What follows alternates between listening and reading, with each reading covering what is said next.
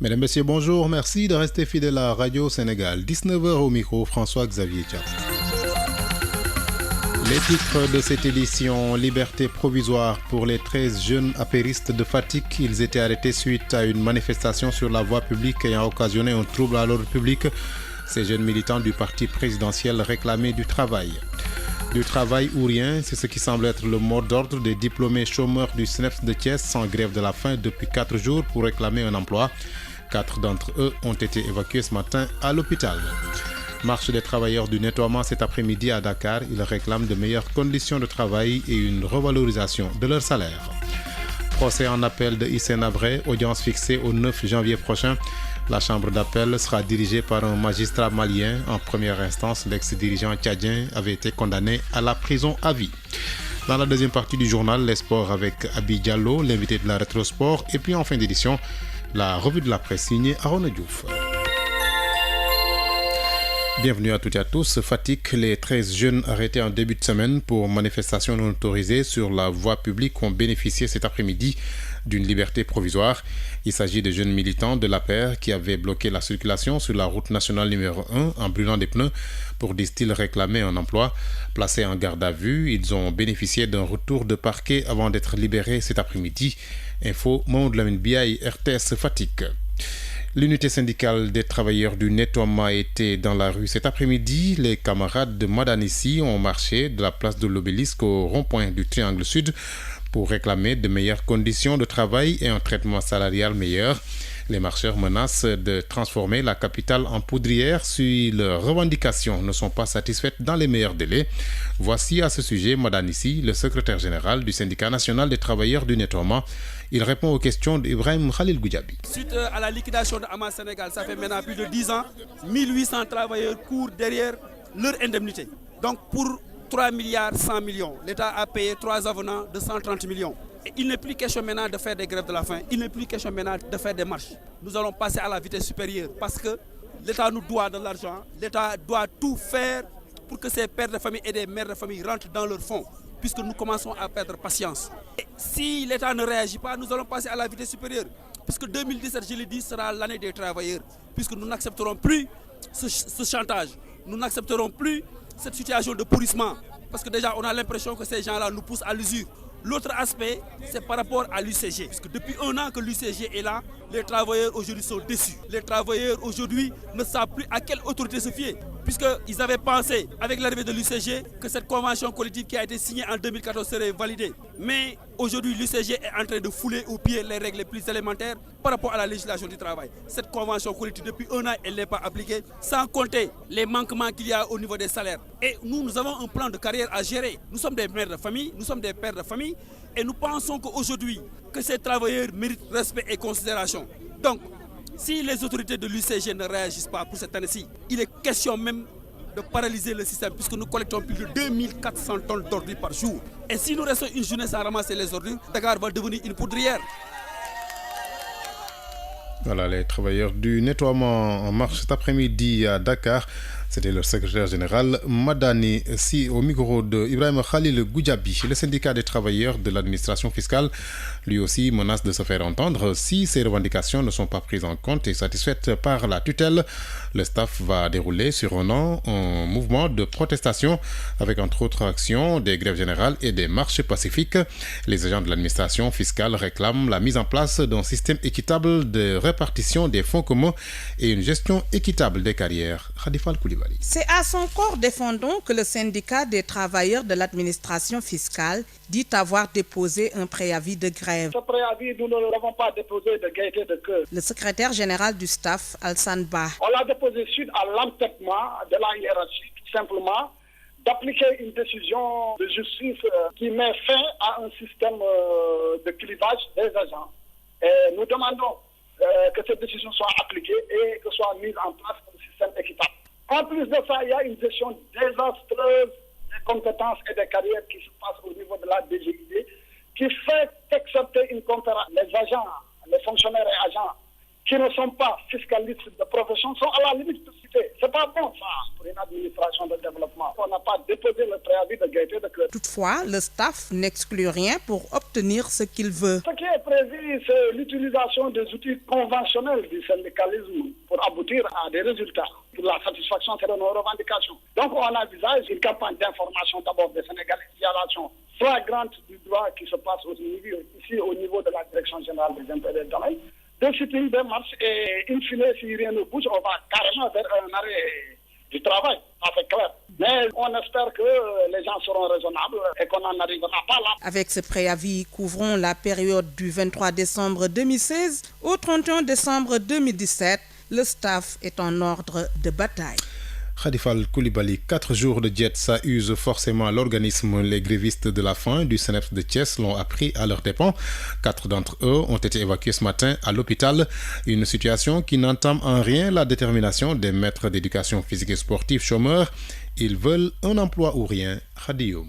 4e jour de grève des sortants du CNEPS. Déjà 4 évacuations dans les structures de santé de la commune. La grève de faim entamée depuis lundi commence à faire ses effets sur la santé, mais n'empêche, ces grévistes persistent hors de service ou rien. Modou Diédiou, porte-parole des grévistes. Nous allons continuer jusqu'au bout parce que ce que nous voulons entendre, c'est comme on l'a bien écrit ici, grève illimitée, hors de service ou rien. C'est-à-dire, il faut que l'on ait nos ordres de service. Certaines autorités de la région commencent à faire le balai pour persuader ces grévistes d'arrêter la diète, mais rien n'y fait. Ils campent sur leur position. Ils demandent même au ministre de l'Éducation d'arrêter le recrutement des chargés de cours dans le secondaire. Modou Diédiou. La députée Elentine, qui était de passage, qui nous a demandé de surseoir à la grève. Et vraiment, elle nous a parlé quelque chose, elle nous a donné quelque chose de fiable. Que le gouvernement cesse de recruter des chargés de cours à notre détriment. Parce que on a constaté qu'il y a de cela un mois, le gouvernement prend des chargés de cours qui ne sont même pas formés, qui sont formés pour l'élémentaire et les amener pour enseigner l'éducation physique. Et ce qui est anormal. Sur les 149 sortants du CNEPS de Thiès, seuls 30 sont couchés à même le sol à la place du martyr. Radio Thiès, Radio Sénégal.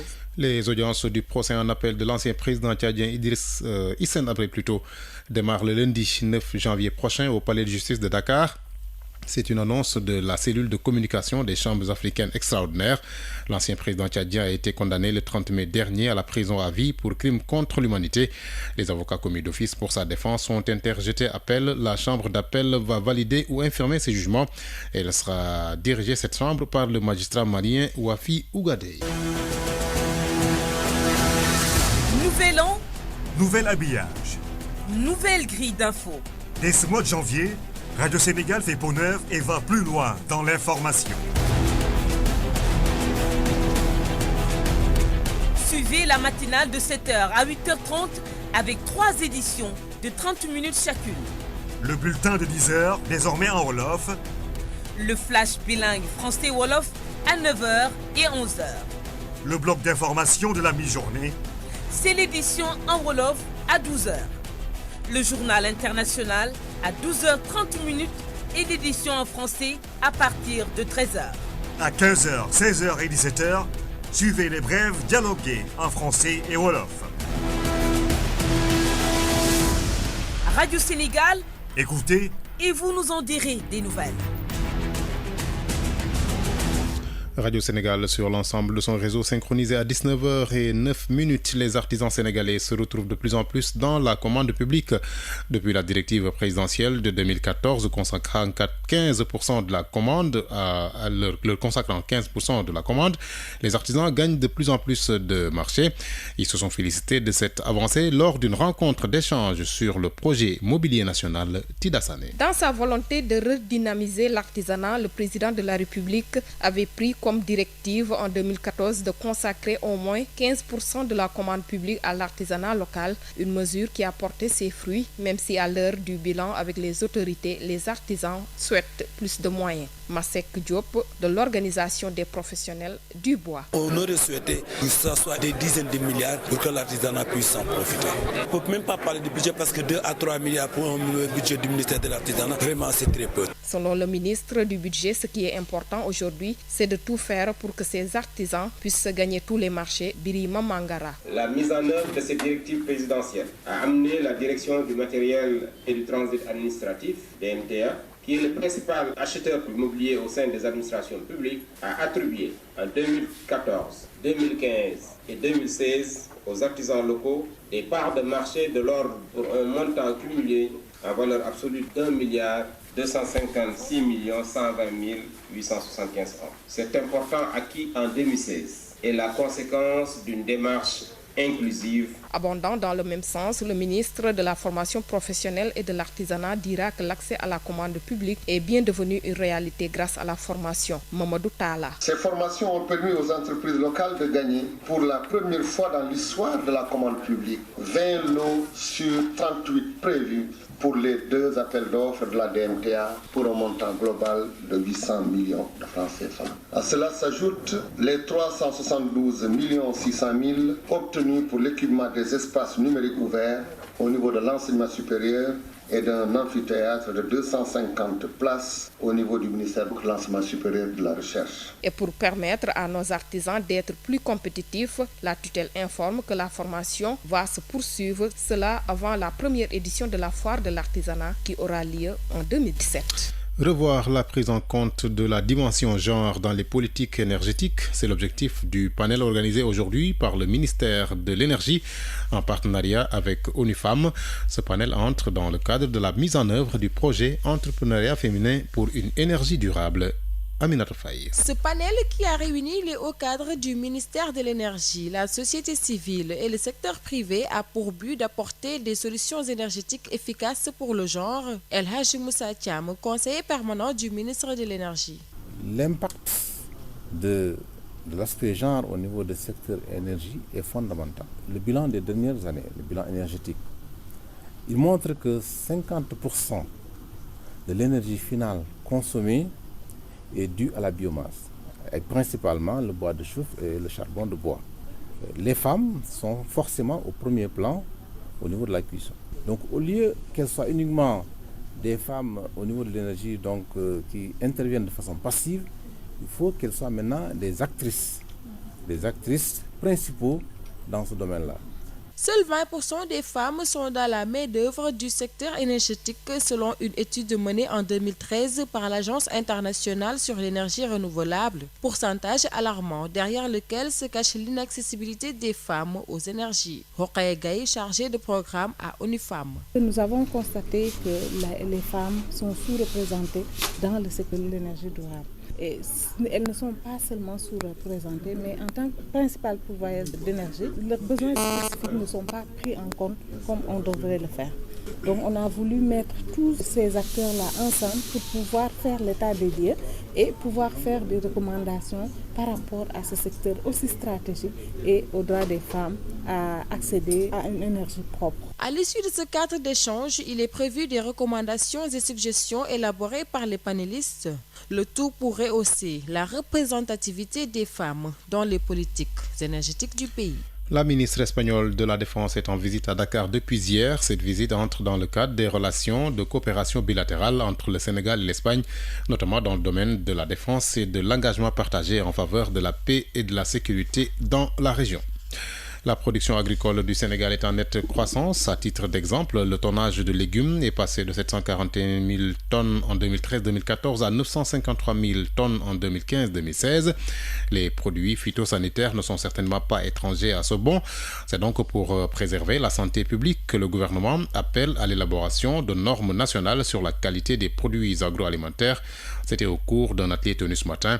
Papa Sargueï, administrateur général de la Fondation CRS Licotox, en parle au micro de Mariam Amane. L'augmentation de la production agricole sur de vastes périmètres contribuera à coup sûr à la prolifération des différents ennemis des cultures, ce qui par ricochet va impliquer nécessairement une utilisation accrue d'intrants chimiques agricoles, voire de l'engrais et des produits phytosanitaires. Dès lors, il est indispensable, de notre point de vue, de mettre en place un système de surveillance et de contrôle de la qualité sanitaire des produits issus de l'agriculture.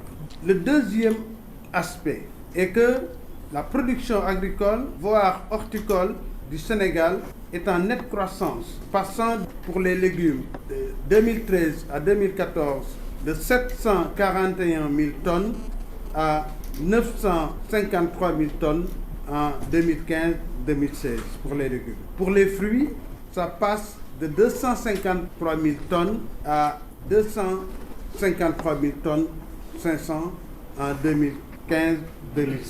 Pour les exportations de cette année en fruits et légumes, le Sénégal totalise un volume d'exportation de 90 353 tonnes. Donc, on se rend compte bien que l'augmentation de la production agricole et surtout des productions horticoles requiert de notre part que nous mettions en place un système de surveillance et de contrôle de la qualité sanitaire de ces productions agricoles. Et puis c'est une bonne nouvelle pour les transporteurs de Fatick. La région va bénéficier de 300 véhicules dans le cadre du programme de renouvellement du parc des gros porteurs. Déjà, les 7 minibus destinés à la commune de Fatick seront mis en circulation dès janvier prochain. L'annonce est du directeur des transports routiers à l'occasion d'une rencontre de sensibilisation sur la sécurité routière et les réformes du sous-secteur. Cheikh Oumar Gueye, ici au micro de Mamoud Lamine Biaye. Pour le programme de renouvellement, globalement, l'État est en train de faire beaucoup d'efforts dans tous les segments de transport. Pour les gros porteurs, globalement, effectivement, il y a un programme qui a démarré avec la coopérative nationale des transporteurs. Mais l'État aussi, parallèlement, est en train d'accompagner d'autres acteurs dans ce programme-là. N'oublions pas que ce programme avec la coopérative, c'est une initiative privée que l'État a supportée avec une garantie souveraine. Maintenant, rien n'empêche d'autres acteurs, effectivement, de s'organiser et de solliciter l'appui de l'État dans ce sens-là. Et c'est dans cette même optique que le président effectivement a promis aux transporteurs de Fatick un programme spécial de renouvellement de gros porteurs. Et ça, on va travailler dessus pour mettre en œuvre cette vision ou bien en tout cas ces vœux du président de la République. Combien de véhicules? Ce sera 300 véhicules. Pour les minibus, courant mois janvier, les 7 minibus destinés au réseau urbain de Fatick vont commencer leur exploitation pour le bénéfice de ces populations. Et à part le démarrage des centres régionaux de contrôle technique, les appels d'offres sont lancés depuis le mois de novembre. Là, nous sommes en pleine procédure de passation de marché et nous espérons du courant janvier attribuer et signer les contrats pour effectivement accueillir le démarrage de la construction et de mise en œuvre de ces centres-là dans les régions du Sénégal. Et puis cette déclaration de soutien au gouvernement du Sénégal par la communauté musulmane des cités Hamo à Guédiawaye. Les musulmans de Hamo félicitent le gouvernement pour sa position courageuse lors du vote de la résolution 2334 du 23 décembre 2016 du Conseil de sécurité de l'ONU demandant l'arrêt immédiat des colonies en Palestine occupées depuis la guerre de 6 jours en 1967.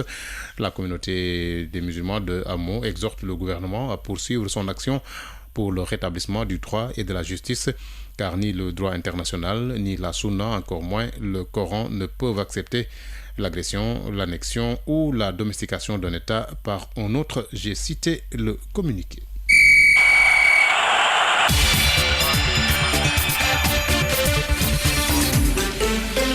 Les sports en direct avec Abidjallo, bonjour. Bonjour Xavier. Cyclisme, l'équipe de Baobab remporte la 3e édition de la caravane Wër Sénégal.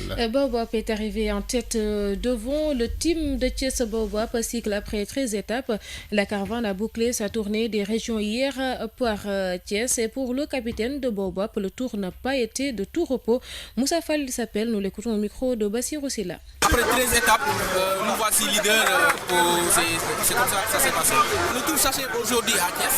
Donc du coup, il y a les 3 groupes qui vont être primés tout à l'heure par le maire d'Ansila. Donc je peux dire que la course ça s'est bien passé. On n'a pas eu de blessures, on n'a pas eu de dégâts matériels ni rien. Ça veut dû souffrir quand même en faisant tous ces étapes-là, les 13. Ben oui, quand on parle de souffrance, ça rime avec le vélo. Parce que si tu veux vaincre, il faut que tu souffres, il faut que tu pédales, il faut que tu donnes à fond pour arriver à ton but. Et les routes n'étaient pas bien faites. À l'intérieur du Sénégal, on a eu des problèmes, mais alhamdoulilah, ça s'est bien passé. Et puis, basket, 5e journée nationale 1 masculin. À l'instant, Louga Basket Club sans le Basket Club Jeanne d'Arc de Dakar saltigué. Suite F1 vendredi à 18h30. Douane Mermoz, 20h, Duc Yosserail. Et puis Jeanne d'Arc Duc Mbour Basket Club a essayé c'est à 16h. Derklé Djaraf de Dakar à 17h. CAN Gabon 2017, Aliou Cissé, sélectionneur national, face à la presse demain. Demain à 11h, Aliou Cissé dira les noms des joueurs avec qui il compte mener sa mission au Gabon.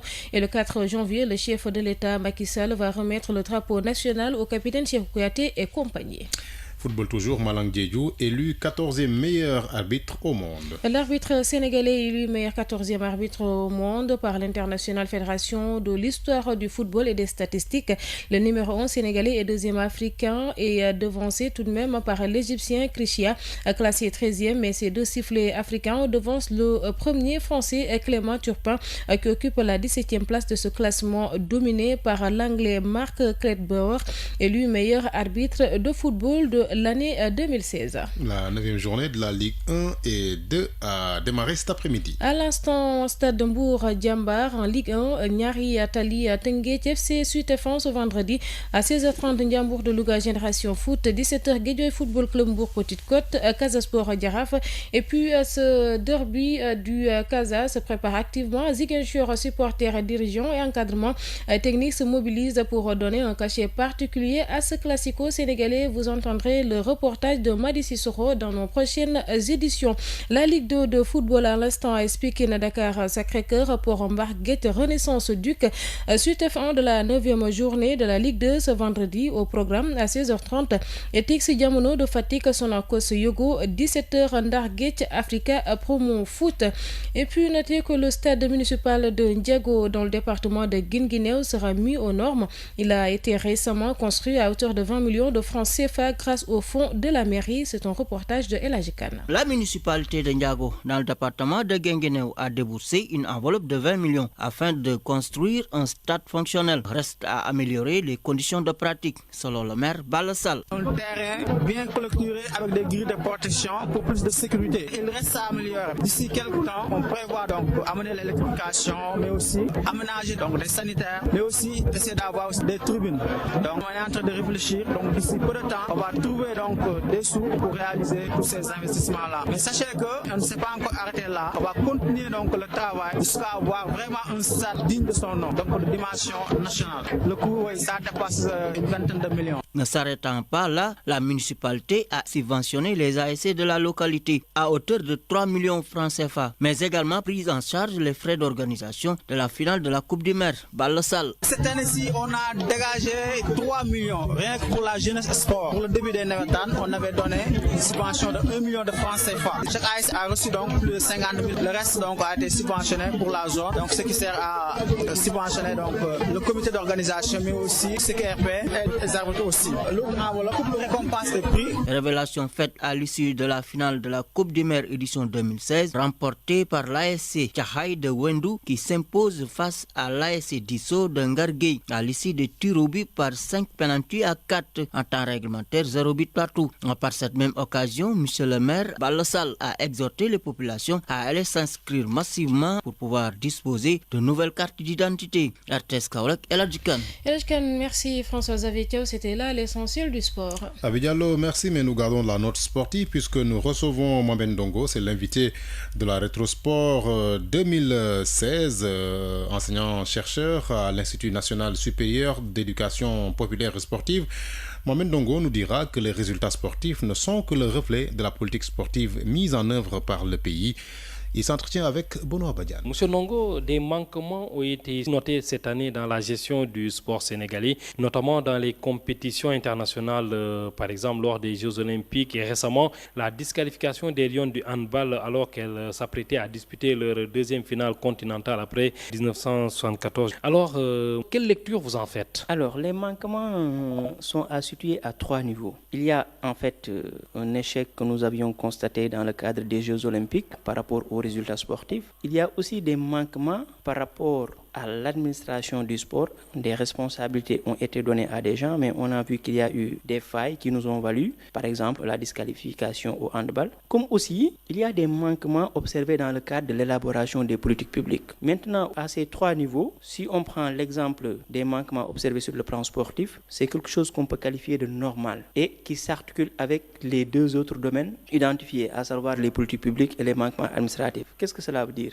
Cela veut dire que les résultats sportifs ne sont en réalité que le reflet de la politique sportive mise en œuvre. Il n'y a pas en réalité une véritable politique sportive prenant en charge le haut niveau et qui pourrait nous permettre aujourd'hui de nous affirmer aussi bien sur la scène continentale que sur la scène internationale. Il y a aussi des insuffisances observées par rapport à ce que j'appelle la gestion et l'exploitation des informations qui régissent l'organisation des compétitions. En dehors de l'échec sportif aux Jeux Olympiques, on a vu l'équipe du Sénégal qui est venue et qui n'a pas joué pratiquement avec l'emblème de notre pays sur notre maillot. Les Lions de basket, on présente des équipements qui portent l'image d'un sponsor, alors que ce n'est pas permis par les textes qui régissent les Jeux Olympiques. Ça, c'est des manquements administratifs qui, d'un point de vue symbolique, posent problème. L'équipe de handball a été disqualifiée de la dernière Coupe d'Afrique des Nations. Ça aussi, c'est des manquements, mais partagés aussi bien entre les dirigeants du handball africain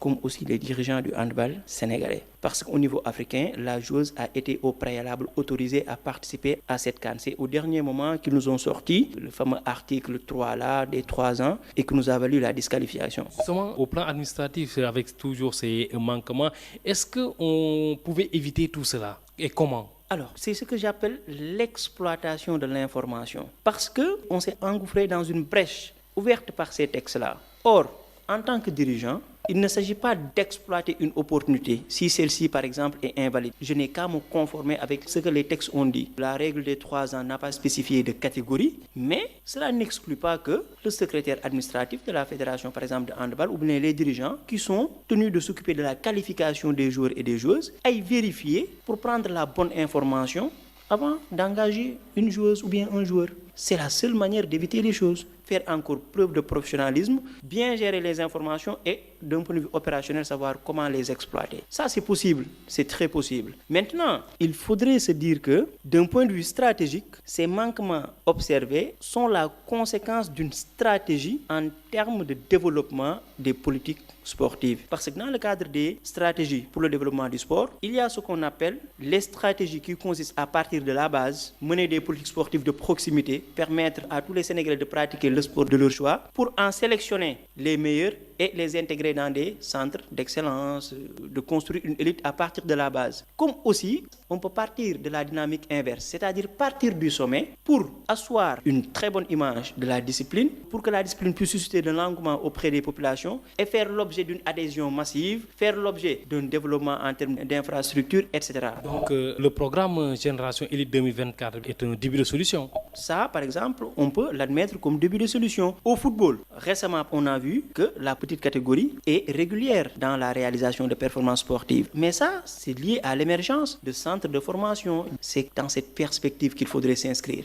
Mais encore une nouvelle fois, que nous fassions preuve de beaucoup plus de professionnalisme à travers la gestion de l'information, la connaissance, la maîtrise des textes régissant les compétitions sportives et leur opérationnalisation, leur exploitation. Mohamedou Ndongo, je vous remercie. Je rappelle que vous êtes enseignant, chercheur à l'INSEPS. C'est nous qui vous remercions.